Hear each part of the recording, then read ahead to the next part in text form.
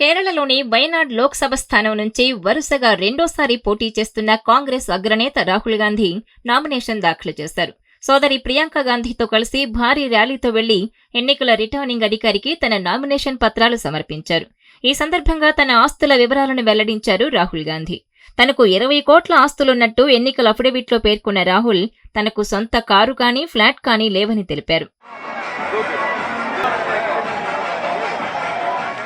ఆ 20 కోట్ల నికర సంపదలో చరాస్తుల విలువ 9.24 కోట్లు.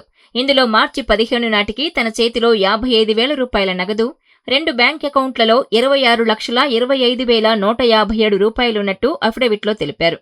ఇక బాండ్లు, షేర్ల విలువ 4.33 కోట్లు, మ్యూచువల్ ఫండ్స్ విలువ 3.81 కోట్లు, 15.21 లక్షల విలువైన గోల్డ్ బాండ్స్, 4.2 లక్షల విలువైన బంగారు ఆభరణాలున్నట్టు అఫిడవిట్లో ప్రస్తావించారు రాహుల్ గాంధీ.